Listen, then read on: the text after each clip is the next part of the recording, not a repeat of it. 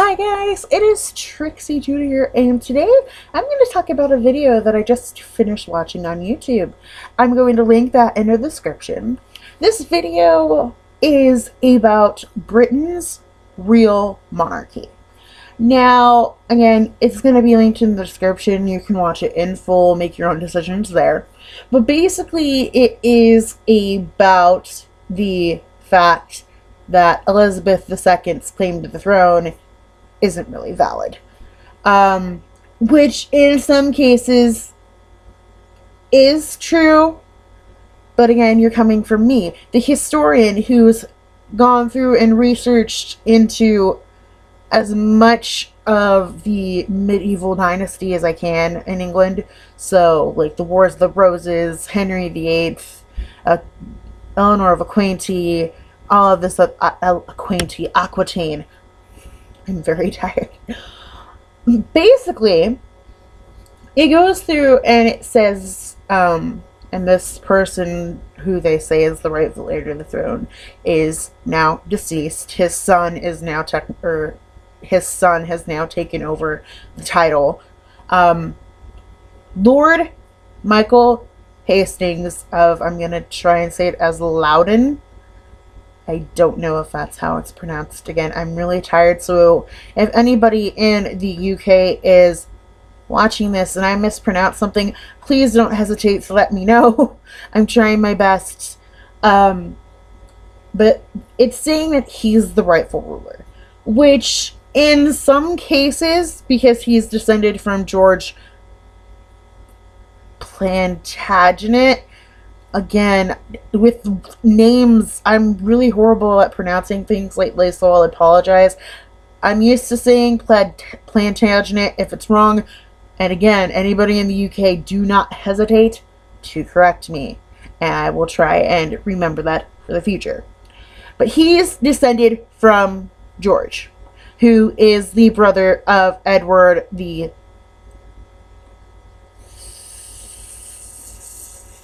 fifth.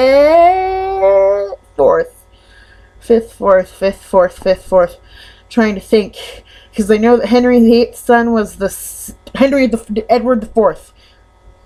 If I'm wrong on that,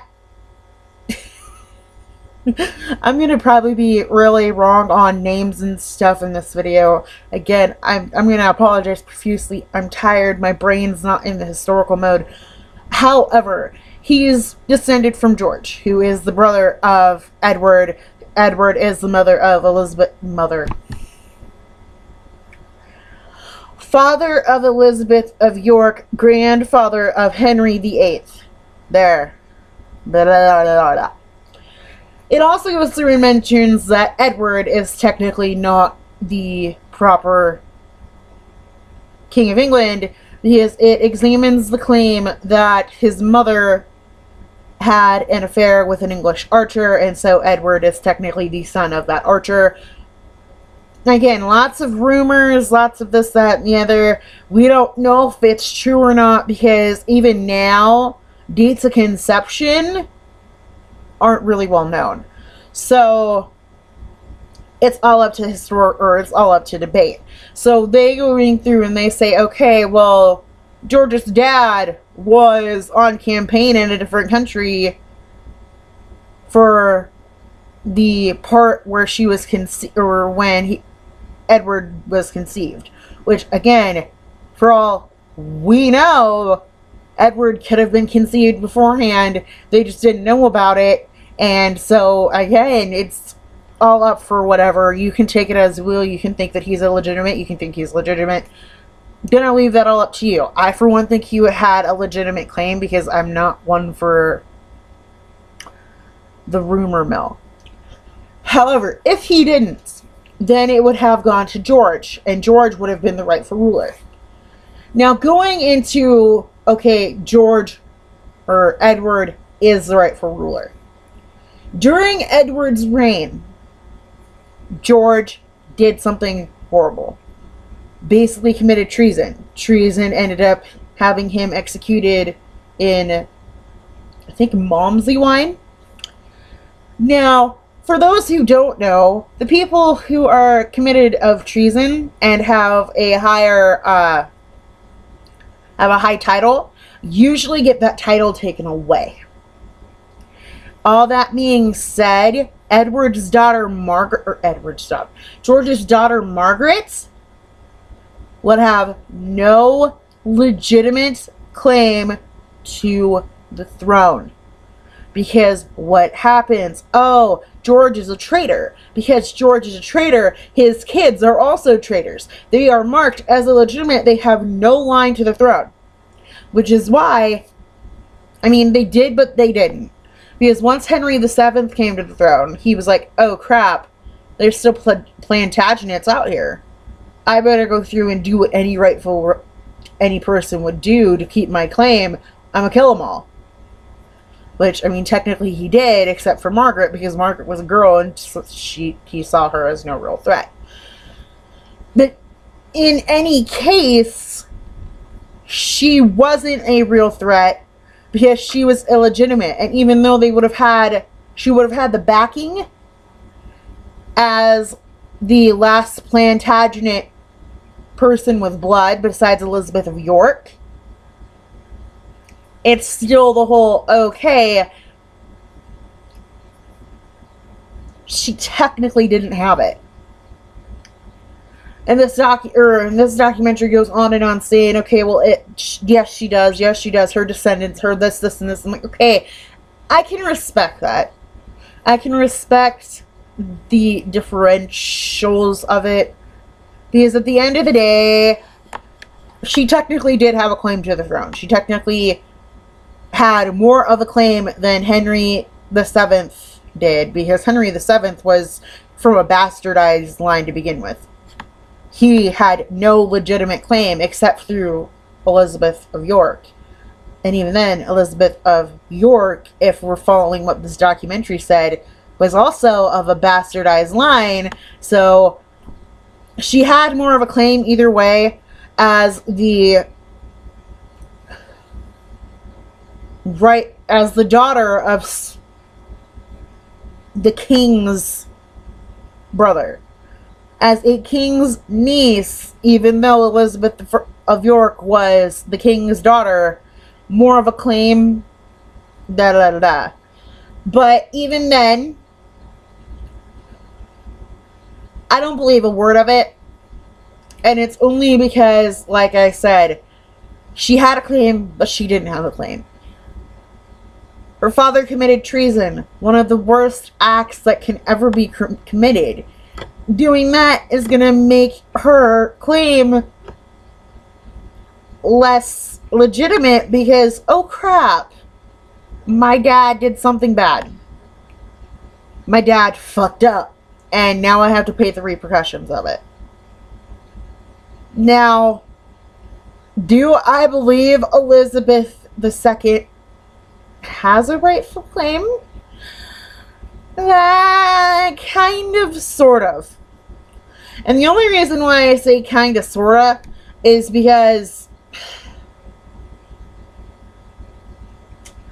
I know the reason why she came to the throne, and that's because her uncle went through and decided he was going to marry or revoke his crown to marry, I think, Willis Simpson or Sampson, something or other. Again, I'm blanking on names. I know why she came to the throne. She technically, yes, did have that through her father. Her father took over after his brother did this, and this. However, thinking of it from a historical aspect, there was more people who had a better claim. And the reason why I say that is because if you're going all the way back to Henry VIII, Henry VIII's sister Mary married Charles Brandon. They had a daughter, Frances. Frances had 3 daughters. Lady Jane Grey, who was the 9 Days Queen, Catherine, and Mary. Now, I know that Catherine's kids, Catherine's sons, were ruled illegitimate. I get it. But if you think about it, her sons had more of a claim than... See, it's one of history's... The English monarchy is in itself crazy. And that's partially due to the fact that there are so many people that technically have a more rightful claim to the throne than Elizabeth II does. But we don't question it because she's sovereign. And yes, I say we, because we as a society, whether we are in England or Scotland or Wales or Ireland or in America, Canada, Australia, Mexico, we all accept it because that's all we've known. All we've known is Elizabeth II. All we've known is her father. All we've known is Queen Victoria. All we've known is every ruler being the rightful ruler because nobody's contradicted it. But looking at it from a historical standpoint, there are, like I said, there are more people who have a more legitimate claim to the English throne than Elizabeth I. Elizabeth II.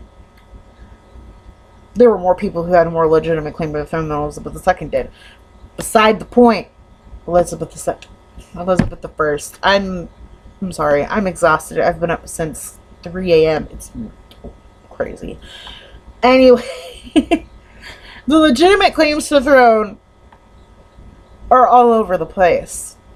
And again, we don't question it because all we've known is her. All we've known is her family. I don't question it. I'm not questioning it. I think, yes, she has a rightful claim. And I also think that, yeah, technically other people have more of a claim than she does. However, she's a great queen. And I honestly think she's done more good for the UK than any other person who has a more legitimate claim does have. However, looking from the documentary's standpoint on it, would it have been nice to see this Lord Michael as king? More than likely. But in this documentary, he seemed perfectly happy just living his own little life. He did pass away in 2012. I don't know if I said that before. So, even then, even his son seems to be perfectly happy living the life that he has. His daughters seem to be perfectly happy not having that spotlight. Which is one of those crappy things, is if you become the rightful ruler... Ooh, excuse me. The paparazzi, the spotlight. See, there's so many things that honestly I would rather have Elizabeth... I don't know why I'm trying to flip off the camera. I would rather have Elizabeth be queen because she is handling the publicity at like a queen would. She's handling everything perfectly. And if you put somebody who hasn't been around that in their life, right up in it, they're gonna get a little scared and they're not gonna respond to it properly. Like with, well, in Kate. Kate hadn't been, she knew about it, but she hadn't been really exposed to it. And then after they got married, she had to learn quick. Actually, no, it was when they got engaged. Learn quick. Hey, I'm engaged to the prince. I have to learn quick how to be a part of this paparazzi. And even now, she goes through and she's great in the public eye. And she does great with George and Charlotte and the future prince or princess. She does great with all those and teaching them how to respond to the publicity. But you can tell that she doesn't want anything like what happened to her mother-in-law. She doesn't want something like with Diana. Will doesn't want anything like with Diana. Harry doesn't want anything with Diana. The whole Diana situation, because that was one of the biggest publicity things. And that was one of the... You could tell that Diana wasn't ready for this and wasn't prepared for it. To her dying day, she wasn't prepared for the, oh crap, my every waking moment is going to be watched by cameras. Oh crap, my every word is going to be recorded and twisted.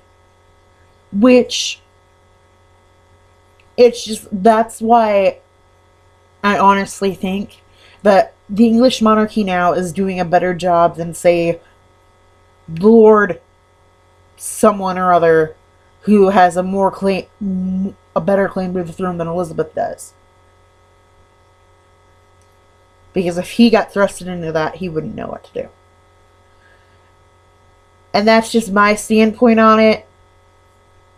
The monarchy in England now is doing a much better job than somebody who has a better claim. That's just all I'm going to say. I've said it quite a few times.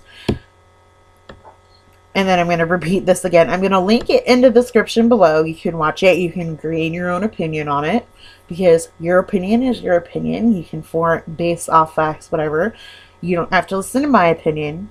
You don't have to listen to the person in the documentary's opinion. You can form your own. You are your own person. That's why I'm going to link it. So you can make your own decisions. And then your decision, post it in the comments. And I will have a constructive debate about it. Because this is what I do. I like having historical debates with people. It like makes me...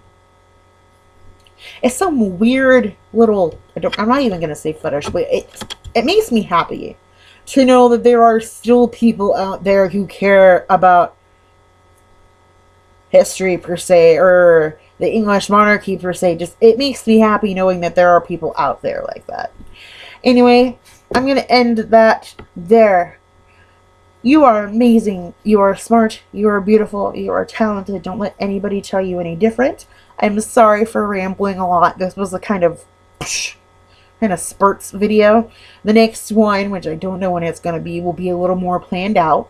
I'm actually taking online courses, and I have to write an argumentative essay. I have a poll going on, not on my Facebook page, but on my personal profile, about what my argumentative essay is going to be about. Right now, tattoos in the workplace is going to be, or is in the lead. So, more than likely the next video is going to be an argumentative video. And the other topic, because it's losing, was about why we should preserve our history, which I've discussed in a couple of videos ago, but this one will be more in depth. If you liked this video, go ahead, give it the big old thumbs up. If you didn't, comment in the description, comment in the comments below. Leave me some constructive criticism. I will try to remember it for the future. Be you, be unique, be artistic, be an individual person, and I will see you guys later. Bye, guys. Have a great rest of your week.